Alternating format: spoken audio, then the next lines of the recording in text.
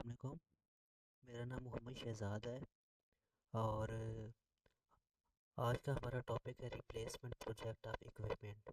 हमें एक case study दी गई है एक कंपनी की जिसका नाम है हर्शलीफर कंपनी। उसकी रिप्लेसमेंट हो रही है एक न्यू इक्विपमेंट की पुराने इक्विपमेंट के साथ, यानी कि पुराने इक्विपमेंट डिस्पोज करेंगे और न्यू इक्विपमेंट इंस्टॉल करेंगे। तो इसमें जो की इंफॉर्मेशन दी गई है वो ये बता रहे हैं कि उसके पास जो पुराना इक्विपमेंट था वो $2 लाख का पहले ख़रीदा था, 5 साल पहले। 5 साल हो चुके हैं और इसकी जो इकोनॉमिक लाइफ थी, यूज़फुल लाइफ थी, वो थी 10 साल। तो 5 साल गुजर चुके हैं। अब ये फैसला कर रहे हैं कि इसको चेंज करें या ना करें। अगर चेंज करेंगे तो उसके जो न्यू इक्विपमेंट लेंगे उसकी जो कॉस्ट आएगी वो हमारे पास होगी $3 लाख।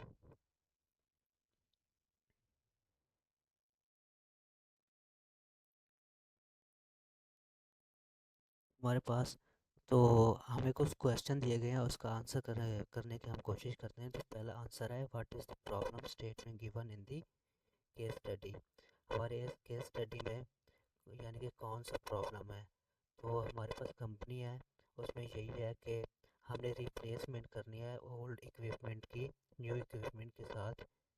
तो क्योंकि जो पुराना इक्विपमेंट है उसकी जो ऑपरेशनल कॉस्ट है वो ज़्यादा आ रही है, तो इसी वजह से हम चेंज करेंगे। तो दूसरा क्वेश्चन है, what are various investment decision involve in the following project. इसमें इन्वेस्टमेंट डिसीजन कौन से लिए जाएंगे। तो हमने जो आइडेंटिफाई किया तकरीबन 5 है, वो हम देखते हैं। तो पहला है purchase and sale of new equipment. हमने न्यू इक्विपमेंट ख़रीदना है और एट दी 5 years उसको बेच देना है। ये किस स्टडी में बताया गया है। दूसरा है tax on sale of new equipment. जब हम न्यू इक्विपमेंट यूज़ कर लेंगे और उसको सेल करेंगे, अगर हमारे पास गेन आता है तो हम उस पर टैक्स देंगे। अच्छा, तीसरा है सेल ऑफ ओल्ड इक्विपमेंट। अगर हम न्यू इक्विपमेंट खरीदेंगे तो जो ओल्ड इक्विपमेंट होगा उसको बेचेंगे। चौथा है tax on sale of old equipment. अगर हम ओल्ड इक्विपमेंट बेचेंगे, अगर हमें गेन हो रहा है तो हम उस पर भी टैक्स देंगे। आखिरी है चेंज इन वर्किंग कैपिटल।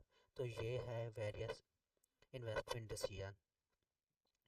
आगे पूछा गया कि explain both the new investment and asset disposition decision. New investment decision को से हम मुराद लेते हैं एसेट एक्विजिशन। और एसेट एक्विजिशन का मतलब होता है किसी न्यू एसेट को परचेज करना। और आगे बताया गया एसेट डिस्पोजिशन डिसीजन। डिस्पोजिशन का मतलब होता है किसी एसेट को बेचना। तो इसके स्टडी में हमने न्यू इक्विपमेंट खरीदना है और दूसरे फिर जो पुराना इक्विपमेंट है उसको हमने बेचना। तो अगला जो क्वेश्चन हमारा है, what are the effects of depreciation on taxes in case of new acquisition and asset disposition decision. तो जैसे कि हम जानते हैं जो डेप्रिसिएशन है ये इन्वर्सली प्रोपोर्शनल है टैक्स के।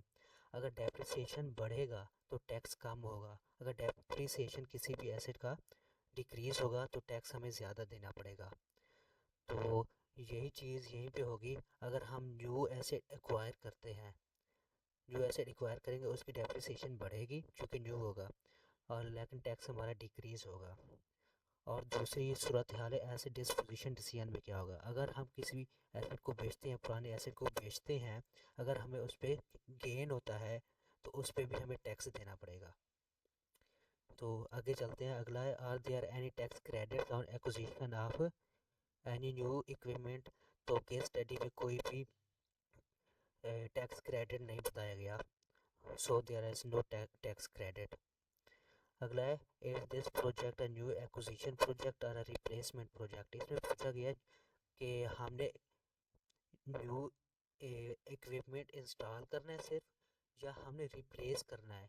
हमने स्टार्ट में बता दिया था कि एक ओल्ड इक्विपमेंट को रिप्लेस करना है, इसलिए ये एक रिप्लेसमेंट प्रोजेक्ट है। तो अगला क्वेश्चन है, how the equipment will be depreciated over the life of the project. Explain in detail the various depreciation method involve in a project. तो हमारे पास दो एसेट होंगे, एक न्यू एसेट, एक ओल्ड एसेट। हमारे पास जो ओल्ड एसेट है उसमें केस स्टडी में बताया गया था उसकी जो यूज़फुल लाइफ है 10 ईयर्स है, और इसके डेप्रिसिएशन का जो मेथड यूज़ हुआ है वो स्ट्रेट लाइन मेथड है। और अगला जो है हमारे पास न्यू एसेट अगर हम खरीदेंगे तो उसकी इकोनॉमिक लाइफ बताई गई है 5 ईयर्स, और उसमें मेकर्स यूज़ होंगे, मेकर यानी कि percentage method, maker stand for modified accelerated cost recovery system. तो इसमें परसेंटेज दी गई है। तो हम इसको एक्सेल शीट, वो हम एक्सेल पे करके देखते हैं कि ये कैसे हुआ है सारा कुछ। ये हमने ऑलरेडी कर लिया है कि कैसे डेप्रिशिएट होता है। तो सबसे पहले हम देखेंगे कि डेप्रिसिएशन न्यू इक्विपमेंट की वो परसेंटेज मेथड के साथ। ये हमारे सब ईयर टू ईयर परसेंटेज दी गई है, और परसेंटेज से कैसे निकालते हैं ये हमारे पास है।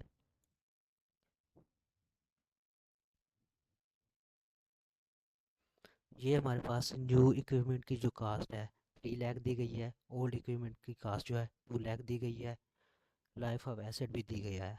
तो हम फार्मूला सिंपल यूज़ करेंगे। अगर परसेंटेज मेथड के साथ करेंगे तो ये देखिए फार्मूला हमने यूज़ किया है, हमने परसेंटेज को मल्टीप्लाई करना है इसकी जो कास्ट है उसके साथ 3 लाख से। तो हमारे पास ये आ गई इसकी जो अमाउंट है। अगले साल पे भी ऐसे करेंगे, ये फार्मूला ऊपर यूज़ किया हुआ है। ठीक है, तो एट द एंड हमने क्या करना है, इसको ऐड अप कर लेना है, इस टोटल को 500 साल की। ये देखिए हमने ऐड अप किया है तो हमारे पास 500 साल की आ गई है यहाँ। ये टोटल हमारी न्यू इक्विपमेंट की जो डेप्रिसिएशन कॉस्ट है। तो ये मेकर के साथ की गई है, ये ओल्ड इक्विपमेंट की कास्ट है। ये हमने स्ट्रेट लाइन मेथड के को इस्तेमाल करते हुए किया है। वो उसका क्या फार्मूला है, उसकी जो कास्ट है ये देखें।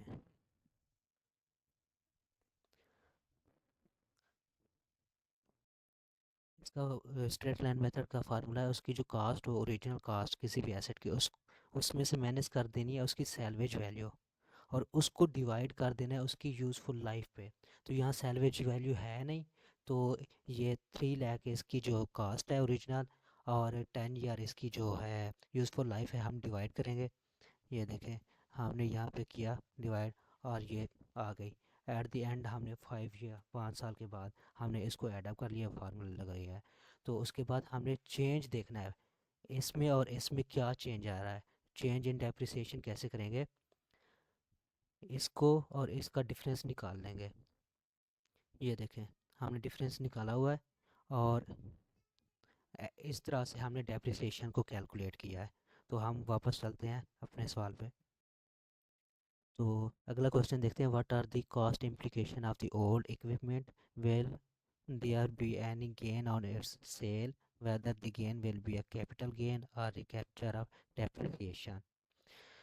तो यहाँ पूछा गया है कि अगर हम ओल्ड इक्विपमेंट को बेचते हैं तो उस पे हमें गेन होगा, कैपिटल गेन होगा, लॉस होगा, क्या होगा। तो हाँ, केस स्टडी में हमें दिया गया है इसकी जो वो है एक्सपेक्टेड सेल प्राइस है वो है 1,20,000 डॉलर, लेकिन इसकी जो बुक वैल्यू है वो 1 लाख डॉलर है। तो हम दोनों का डिफरेंस निकालेंगे तो यहाँ हमारा डिफरेंस 20,000 आ रहा है। तो यहाँ से हमें पता चलता है कि इसकी जो एक्सपेक्टेड सेल प्राइस है वो बुक वैल्यू से ज़्यादा है। तो हमारे पास कैपिटल गेन नहीं होगा, सिर्फ गेन होगा। कैपिटल गेन हमारे पास तब होता जब एक्सपेक्टेड सेल प्राइस इसकी ओरिजिनल कास्ट से ज़्यादा होती, लेकिन यह हमारे पास कैपिटल गेन है। तो अगला क्वेश्चन है, is there any sunk cost involve in the project.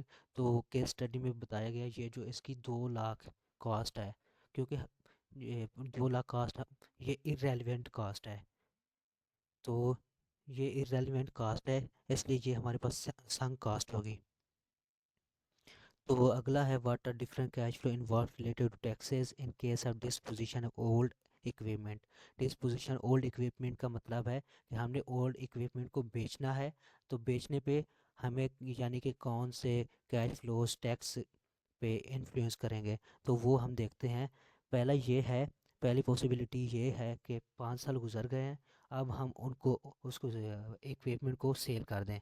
अगर तब हम सेल करते हैं तो हमारे पास 20,000 का गेन हो रहा था। अब 20,000 पे 35% टैक्स देना पड़ेगा।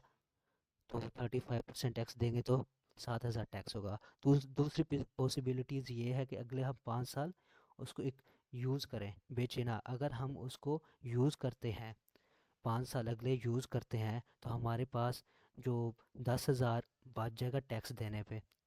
यहाँ कैपिटल गेन जो गेन हो रहा है, हमारे पास 10,000 गेन होगा, 10,000 नहीं होगा अगर 5 साल अगले अगले यूज़ करते हैं तो जग अगर 10,000 गेन नहीं होगा तो हमारे पास 3500 टैक्स देने से बच जाएगा। तो ये हमारे पास 3500 इनफ्लो होगा, कैश इनफ्लो होगा। तो अगला क्या है, if the firm replaces the old equipment today what will it forgive after 5 year. वो ये तो यहाँ में बताया गया कि अगर हम उस ओल्ड एसेट को बेच दें तो हम क्या फार्गो करेंगे। अगर हम उसको बेच देते हैं तो अगले 5 साल में हमारे पास जो 20,000 पे जो 10,000 बचेगा, उस पे जो टैक्स देना था वो बचता था 3500, वो हमें एक्वायर नहीं होगा, उसको फार्गो करना पड़ेगा हमें। तो अगला क्या पूछा, what yearly benefit the company will earn in case of reduction expensive were the new machine will be installed. तो जब हम न्यू इक्विपमेंट इंस्टॉल करेंगे, इंस्टॉल करने की वजह से न्यू इक्विपमेंट इंस्टॉल करने की वजह से हमें ईयरली $60,000 का जो एक्सपेंस होगा वो डिक्रीज़ हो जाएगा हमारे पास। ये हमारे पास बेनिफिट होगा। अगर एक्सपेंस डिक्रीज़ होगा तो हमारे पास अर्निंग रिटर्न ज़्यादा होंगे।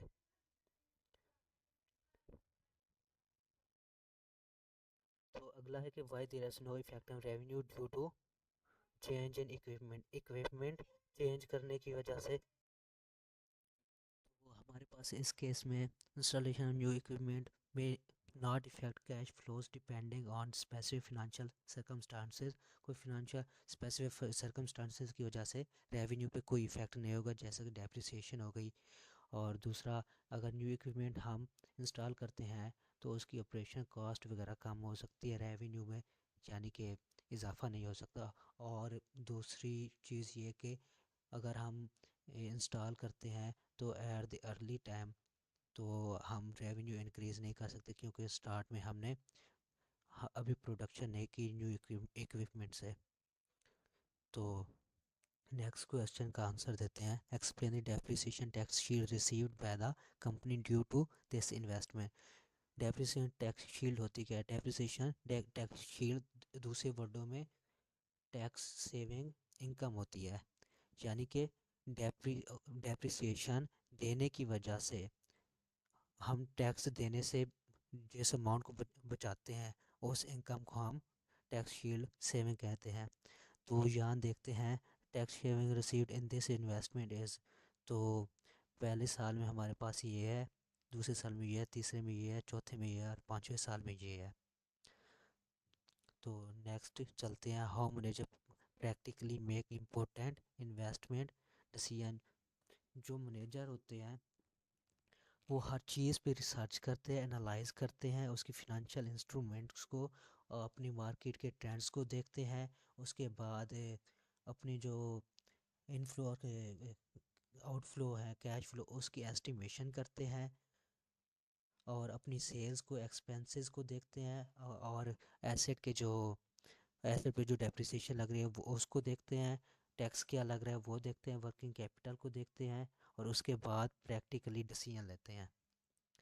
तो नेक्स्ट क्वेश्चन है, व्हाट आर योर की learning after reading this case study. तो इसमें बताया गया कि आपने इस केस स्टडी को देखने के बाद आपने कौन कौन सी मेन चीज़ें सीखी हैं। तो मैंने ये सीखा है, अगर इससे रिलेटेड कोई और मेरे पास प्रोजेक्ट आ जाए रिप्लेसमेंट का, तो उसकी जो फ्यूचर कैश फ्लोज हैं उसको मैं अच्छी तरह से उसकी एस्टिमेशन कर सकता हूँ उस पे। और जो डेप्रिसिएशन का कंसेप्ट है उसको भी अप्लाई कर सकता हूँ। और जो टैक्स शील्ड बनती है वो भी अप्लाई कर सकता हूँ मैं आसानी से। और इससे हमें पता चलता है जो फ्यूचर कैश फ्लोज है, इन्वेस्टमेंट कैश फ्लोज होता है उसमें, और ऑपरेटिंग कैश फ्लोज होता है। इन दोनों को ऐड अप करते हैं तो हमारे पास नेट कैश फ्लोज आते हैं, यानी कि इंक्रीमेंटल कैश फ्लोज आते हैं। तो मैंने ये कुछ सीखा है। और इसके बाद अस्सलाम वालेकुम। पहले हमने इस असाइनमेंट की थ्योरी की थी, अब एक्सेल का वर्क है वो करेंगे हम। तो मैंने यहाँ पे फॉर्मेट बनाया कैश फ्लो स्टेटमेंट का। तो एंड में हमने यहाँ पे निकाला net cash flow. Net cash flow या incremental cash flow. Incremental cash flow में दो कैश फ्लो आते हैं, एक है इन्वेस्टमेंट कैश फ्लो और दूसरा operating cash flow. Investment cash flow में दो कैटेगरीज आ जाती हैं, एक्विजिशन ऑफ एसेट, यानी कि एसेट को एक्वायर करने के लिए, यानी कि परचेज़ करना, उसको एक्विजिशन कहते हैं। और डिस्पोजिशन होता है उसमें, यानी कि एसेट को हम बेच देते हैं या सेल कर देते हैं। तो ऑपरेटिंग कैश फ्लो में एक हम फार्मूले को अडॉप्ट करते हैं जिसमें रेवेन्यू से हम मैनेज करते हैं एक्सपेंस, और डेप्रिसिएशन उससे मैनेज करते हैं, फिर उससे मैनेज करते हैं टैक्स। बाकी जो बचता है उसके बाद हम फिर दोबारा डेप्रिसिएशन उसमें ऐड कर देते हैं, तो हमारे पास ऑपरेटिंग कैश फ्लो आ जाता है। तो हम स्टार्ट करते हैं। तो यहाँ पे है purchase and sale of new equipment.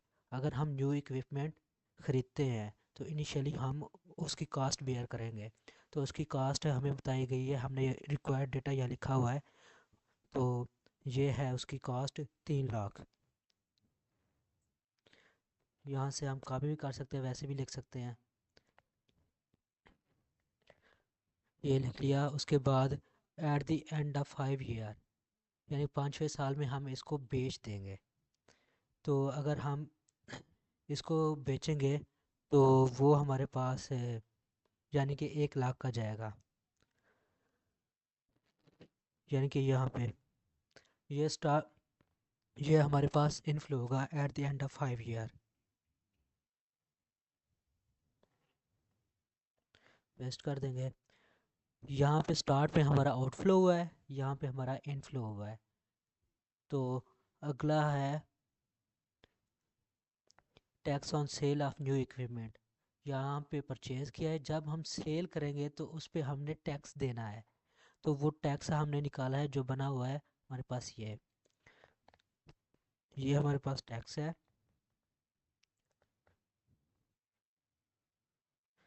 यहाँ पे आ गया। उससे अगला आइटम देखेंगे, सेल ऑफ ओल्ड इक्विपमेंट। यानी कि ओल्ड इक्विपमेंट को, अगर हम न्यू इक्विपमेंट खरीदेंगे तो ओल्ड को बेचेंगे। तो कैसे, कब बेचेंगे, जब ये न्यू खरीदेंगे। तो वो कितने का बिकेगा, 1,20,000 का। तो यहाँ से हम इसको भी कॉपी कर सकते हैं। ये रहा।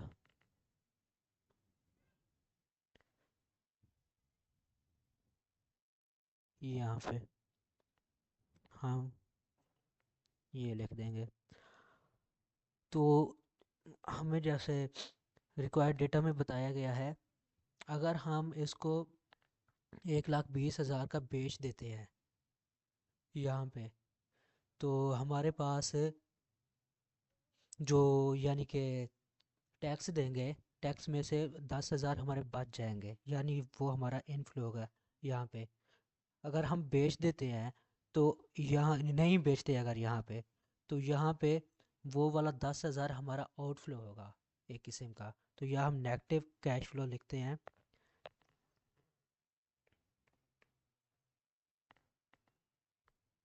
ठीक है। उसके बाद हम लिखते हैं tax on sale of old equipment. Old equipment पे जो हमारा टैक्स निकला है, तो यहाँ पे हमारी जो इसकी बुक वैल्यू होगी नीचे निकालेंगे हम, वो होगी 1 लाख, लेकिन हम यहाँ बेच रहे हैं 1,20,000 का। तो हमारे पास सिंपल गेन होगा हमारे पास, क्योंकि sale price of sale is greater than book value. तो हमारे पास सिंपल गेन होगा, वो हमने यहाँ लिखा हुआ है 20,000। तो यहाँ पे फार्मूला पुट करेंगे, इक्वल 20,000 मल्टीप्लाई 35%, इंटर कर देंगे। लेकिन ये हमारे पास नेगेटिव होगा, क्योंकि हमारे पास आउटफ्लो है। नेगेटिव होगा तो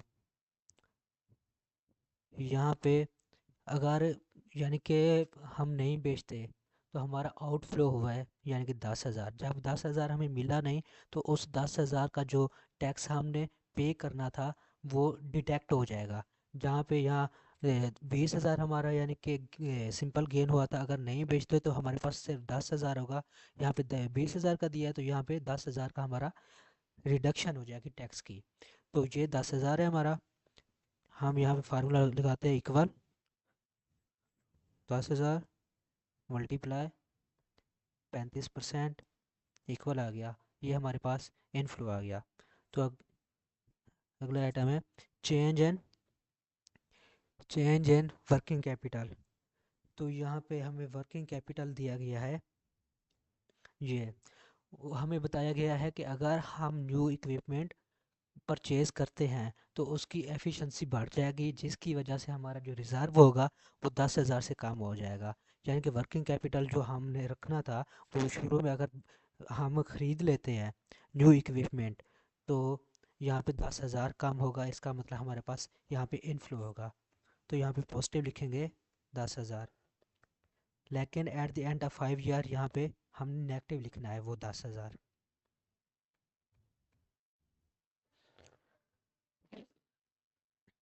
तो यहाँ पे हमारे ये हो गए। अब हम इसका टोटल इन्वेस्टमेंट कैश फ्लो निकालेंगे। तो उसका फार्मूला इक्वल, इस सारे को सम कर देंगे, सम ब्रैकेट लगाएंगे और इस सारे को सम करेंगे।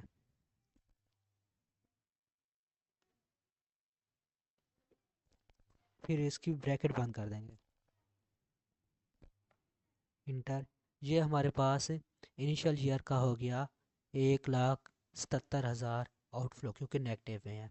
तो इसको भी ऐसे ही कर लेंगे, इक्वल सम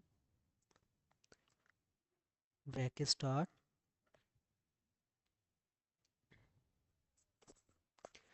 तो यहाँ ड्रैग कर देंगे, ब्रैकेट बंद, इंटर कर देंगे। ये हमारे पास at the end of 5 year ये हमारे पास इनफ्लो होगा क्योंकि पॉजिटिव में है। तो ये हमारे पास इन्वेस्टमेंट कैश फ्लो आ गए। तो आगे चलते हैं, ऑपरेटिंग कैश फ्लो करते हैं। तो यहाँ हमें बताया गया ऑपरेटिंग कैश फ्लो में सबसे पहले आएगा रेवेन्यू। हर साल यहाँ रेवेन्यू ज़ीरो है और हर साल जो हमारे पास एक्सपेंस वहाँ बताया गया कि अगर हम न्यू इक्विपमेंट ख़रीदते हैं तो उसकी एफिशिएंसी ज़्यादा होगी, जिसकी वजह से हर साल 60,000 का एक्सपेंस डिक्रीज़ होगा। जब डिक्रीज़ होगा एक्सपेंस तो हम यहाँ पॉजिटिव लिखेंगे एक्सपेंस को। तो ये आ गया हमारे पास रेवेन्यू ज़ीरो हर साल, पहले इससे लिखेंगे हर साल ज़ीरो। इनिशियल ईयर में तो हम नहीं लिखेंगे, नेक्स्ट यानी कि पहले साल से लिखेंगे, क्योंकि ऑपरेटिंग कैश फ्लो तब स्टार्ट होते हैं जब ऑपरेशन स्टार्ट हो। ऑपरेशन स्टार्ट होंगे पहले साल से। तो यहाँ पे zero zero zero zero zero, ये हो गया। उसके बाद हम लिखेंगे चेंज एक्सपेंसेस। तो हमारे पास एक्सपेंस 60,000 से डिक्रीज़ हुए हैं तो 60,000 लिखते जाएंगे यहाँ पे हर साल।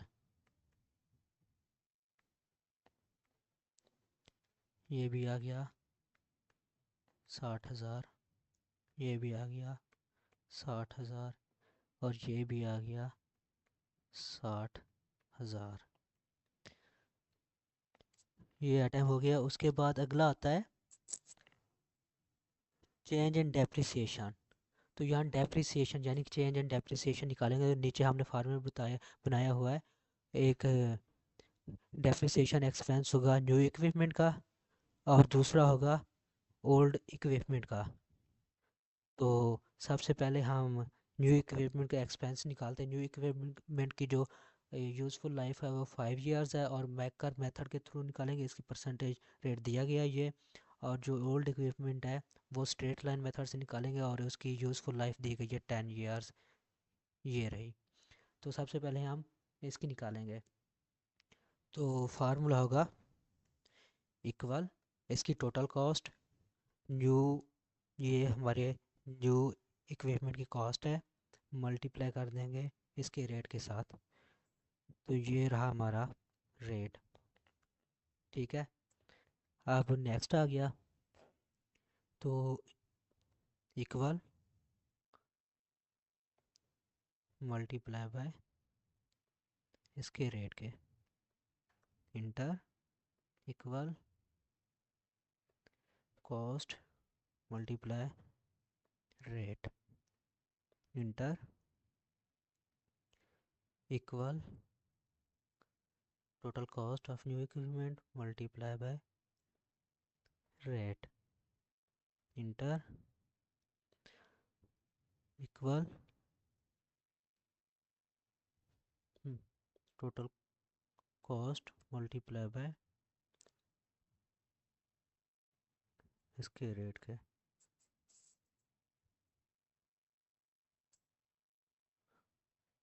तो ये आ गया हमारे पास इसका, ये न्यू इक्विपमेंट की यानी कि एक्सपेंस।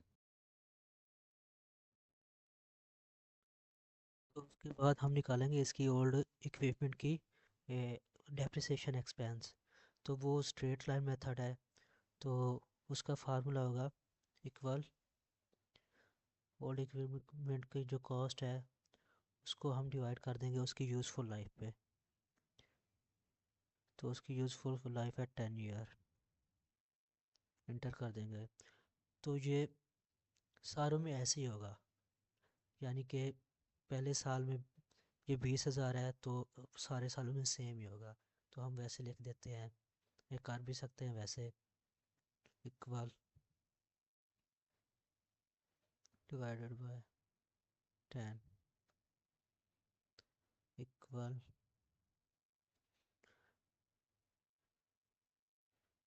डिवाइडेड बाय 10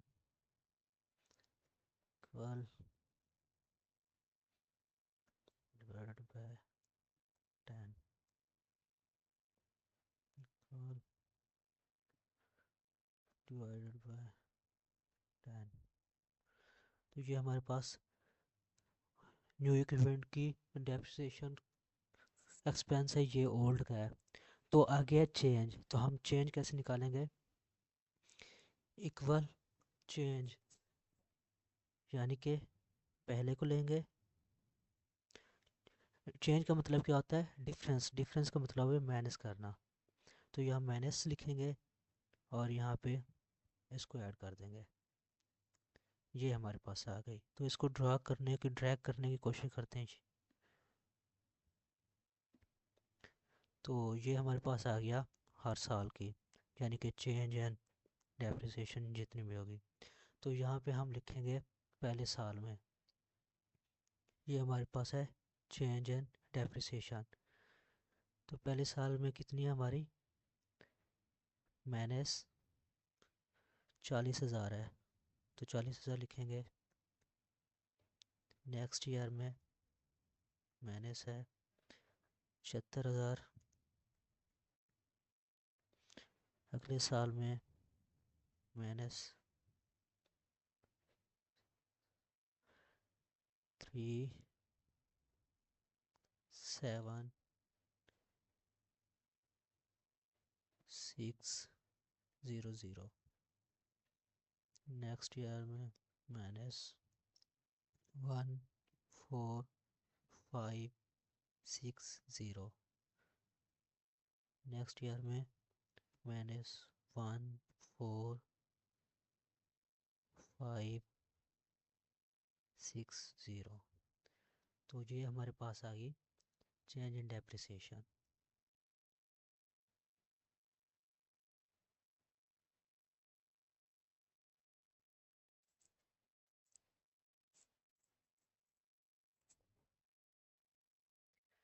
तो नीचे हम देखेंगे अब क्या है, change in taxable income. Change in taxable income कैसे निकालेंगे?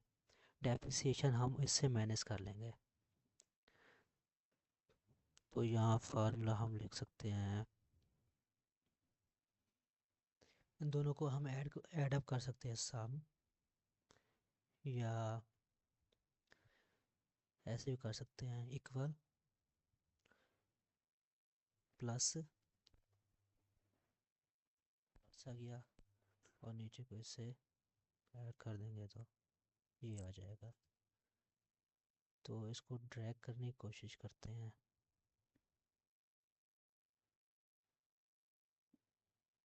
हो गया हमारे पास ड्रैग। तो ऐसे निकलेगी हमारे पास टैक्सेबल इनकम। तो उसके बाद आता है टैक्स, जो हम टैक्स लेस करेंगे। तो ये हमारे पास है 20,000। 20,000 में से अब हमने करना है 35% पहले साल का। तो इक्वल लगाएंगे 20 मल्टीप्लाई 35 इंटर। तो इसको ड्रैग करने की कोशिश करते हैं, अगर हो गया तो। नहीं हो रहा तो हम करने की कोशिश करते हैं इसको। इक्वल आएगा, ये आ गया, इसको मल्टीप्लाई कर देंगे 35% से, ये आ गया। नेक्स्ट साल equal multiply inter equal multiply 35% equal, ये आ गया, मल्टीप्लाई 35%, इंटर कर देंगे। तो ये हमारे पास है टैक्स। ये हमारे पास टैक्सेबल इनकम थी जिससे टैक्स निकालना था, ये हमारे पास टैक्स है। तो अगला क्या है? Income after tax. तो इनकम आफ्टर टैक्स कैसे निकालेंगे? ये वाला टैक्स उससे मैनेज कर लेंगे। तो इक्वल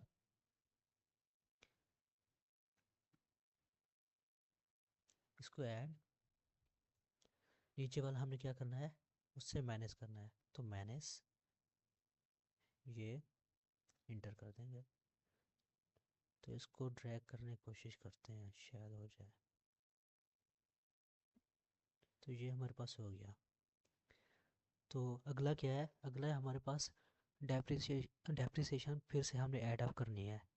तो हम पहले डेप्रिसिएशन क्यों निकालते हैं? ताकि हमारी टैक्सेबल इनकम कम बने। अब टैक्स दे दिया, उसके बाद हम डेप्रिसिएशन फिर ऐड अप कर लेंगे। तो यहाँ पे नेगेटिव था, तो यहाँ पे हमने पॉजिटिव लिखते जाना है। तो पहले साल की कितनी है? 40,000 है, तो 40,000 लिखेंगे। अगले साल की 76,000 है।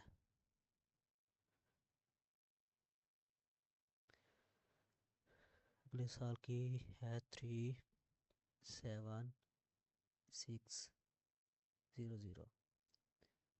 अगले साल की है 14,560। और अगले साल की भी यही है 14,560। तो ये हमने निकाल ली। अब क्या है? Change in operating cash flow. तो हमने ऑपरेटिंग कैश फ्लो निकाल लिया। अब टोटल यानी कि जो इसमें चेंज आया है वो देखते हैं। तो यहाँ पे क्या आएगा? इन दोनों को हम ऐड अप कर लेंगे। तो इक्वल, इसको प्लस कर देंगे,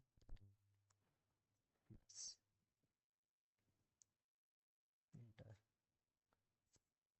ऐसे भी कर सकते हैं, साम लिख के फिर भी कर सकते हैं। इसको ड्रैग कर लेते हैं।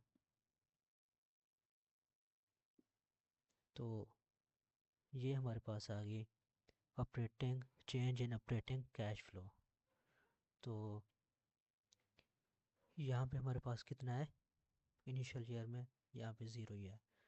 तो अब अगला क्या निकालना है, यानी कि नेट कैश फ्लो निकालने हैं। तो नेट कैश फ्लो, यहाँ पे क्या फार्मूला आएगा, इक्वल नेट कैश फ्लो दोनों का क्या है, सम है। तो इसको प्लस कर देंगे, प्लस आ गया किसके साथ, ऑपरेटिंग कैश फ्लो, ये ऑपरेटिंग कैश फ्लो है, इंटर कर देंगे, वही आ जाएगा। तो यहाँ पे तो सेम वही चीज़ आएगी, क्योंकि ऊपर यहाँ पे सारा ज़ीरो है, यहाँ पे वही कुछ आ जाएगा। बाकी यहाँ करते हैं, तो इक्वल इसको प्लस कर देते हैं, प्लस इंटर, ये आ गई। और ये अमाउंट वैसे की वैसे आ जाएगी, या फार्मूला वैसे भी निकाल लगा सकते हैं। इसको ड्रैग करने की कोशिश करते हैं, ये देखें वही आ गया। तो ये हमारे पास एक्सेल का वर्क था जो हमने किया है। ओके, अल्लाह हाफिज़।